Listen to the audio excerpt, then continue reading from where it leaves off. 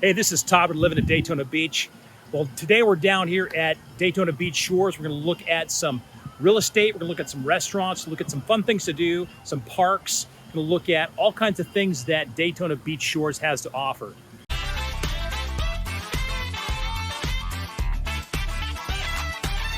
So if this is the first time to the channel, go ahead, hit subscribe and the bell so you never miss a thing about living in Daytona Beach, living in Daytona Beach Shores, or any place in Florida. Plus, if you're moving in 9 days to 9 months, 3 days to 3 months, if you're moving anytime soon, give us a call, text, email, or set up a Zoom video call because we will make your move memorable.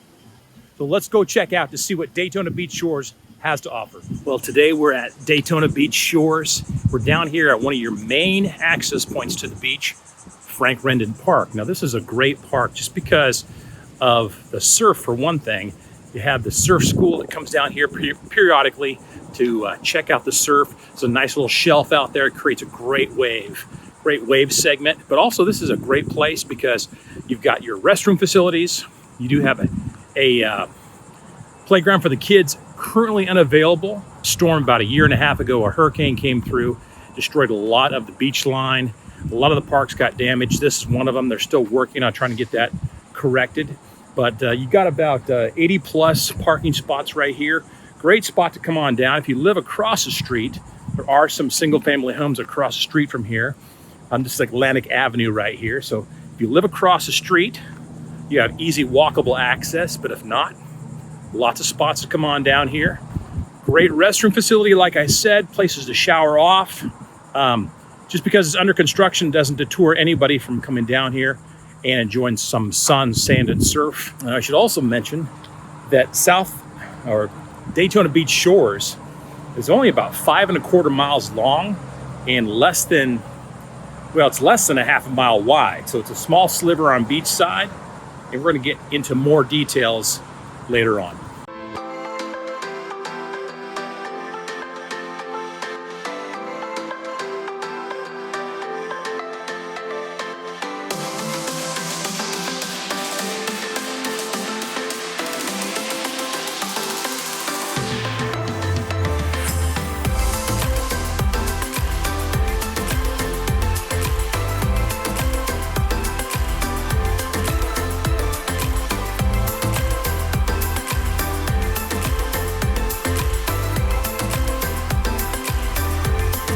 One of the bonus features down here at Daytona Beach Shores is the McElroy Park, which is actually has a memorial park connected to it, which actually I'm underneath a big pavilion. My wife and I have actually come down here quite a few times, enjoyed some live music, entertainment.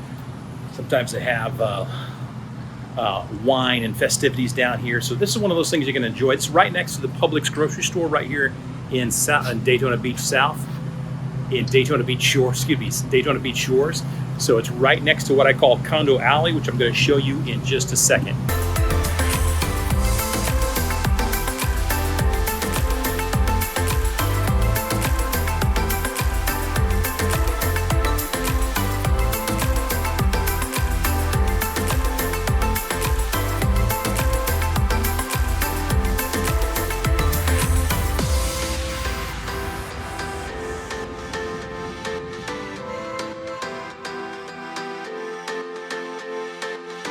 Well, I never like to be the bearer of bad news, but I have to be completely honest with you. We are, of course, in Daytona Beach Shores.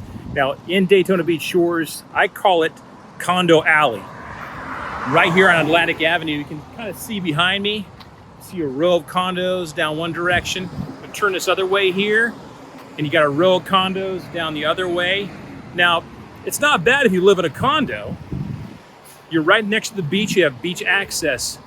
Where it does become kind of a negative is that if you live off-site, off the beach, not in a condo, in a regular home, or in a condo that's on the riverside, you're gonna have very little access to the beach. So just be aware, there's a vast majority of Daytona Beach Shores that's completely blocked off with condos.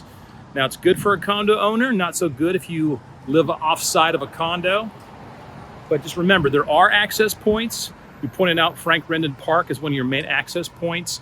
There are also places bits. Every once in a while, you'll find a walkthrough in between some of these condos that allows you to get down to the beach. But there's plenty of beach access, off-beach parking. You just have to know where to look. Kind of the west end of McElroy Park, we saw the Memorial Park part of it already. The activities part we saw over by the Publix grocery store. Publix is actually right behind this park right here. Oceans One Condos is right behind me right here. Great condominium, a little bit older, but it's close to the river area. It actually has attached to it one of the thinnest golf courses in Florida. So it has a 9-hole golf course. It's attached directly behind this Oceans West or Ocean One. I think it's Oceans West condos. They're right here on the riverside. Now I like to point out this particular park just because my dog Choco and I like to come down here. It's a great dog park. You kind of see me behind me. I don't want to get in too many people's spaces over here, but it's got a small and a large dog park area.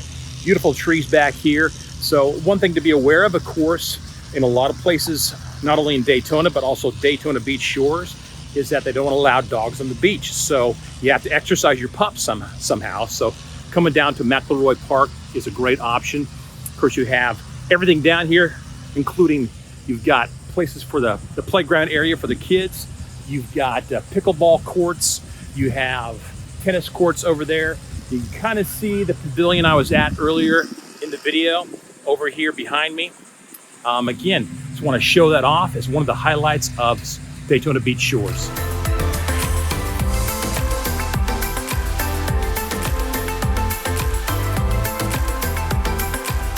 First house on the list here in Daytona Beach Shores comes in at $350,000.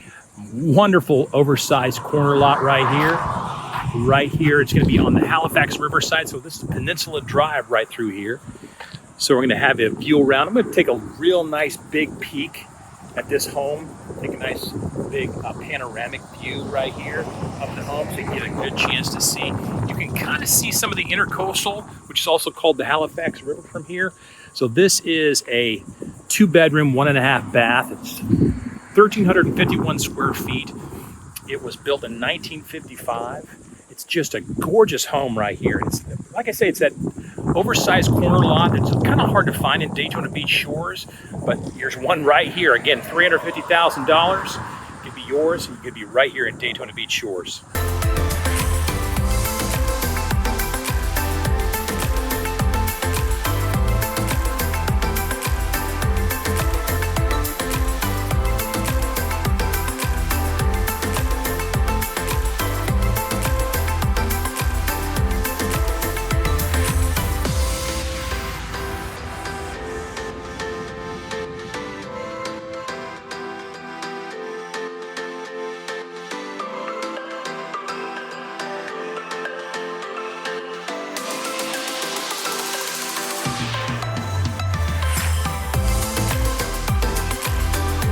Second house on the list down here at Daytona Beach Shores, and I should mention that all our houses today have no HOA, so that's kind of a huge bonus of the houses we're looking at today.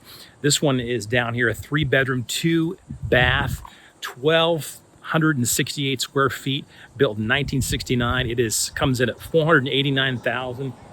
Beautiful house, just absolutely gorgeous house. It is on the Peninsula Drive, and you can kind of see even this afternoon as I take this video, we have some traffic through here. A lot of people will take this in lieu of taking A1A, because A1A can become busy, especially if they're having any type of construction or they have deliveries going on.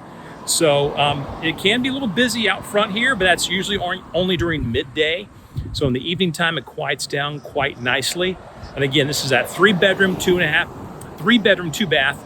It's 1,268 square feet. It's built in 1969 at $489,000 right here. Oh, I should say also, this house has a pool, in-ground pool as well.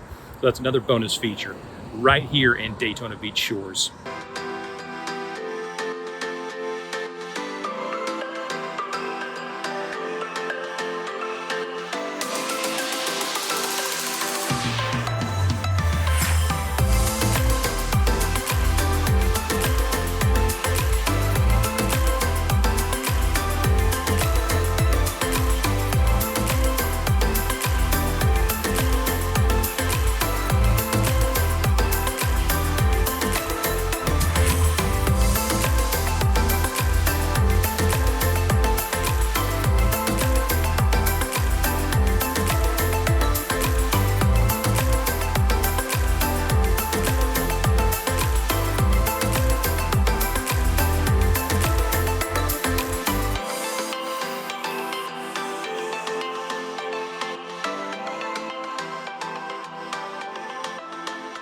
Our very last home on the list, we're this gorgeous 4-bedroom, 4-bath house, a little over 3,000 square feet. It has a private pool. The best thing is it is right between the Atlantic Ocean and Halifax River right here. It's at 1.5 million and it's just a 5-minute walk to the closest beach park. It's a gorgeous house. If you want to own a little piece of paradise right here in Daytona Beach Shores, this is the place to go. Again, it's a 4-bedroom, 4-bath. It's a little over 3,000 square feet. It's just a gorgeous home. Its own private pool, and own private movie theater inside as well. But again, you've got your Atlantic Ocean to one side right here, 5-minute walk to the beach at the most. And then you have the other direction. You have yourself the Halifax River right here in Daytona Beach Shores.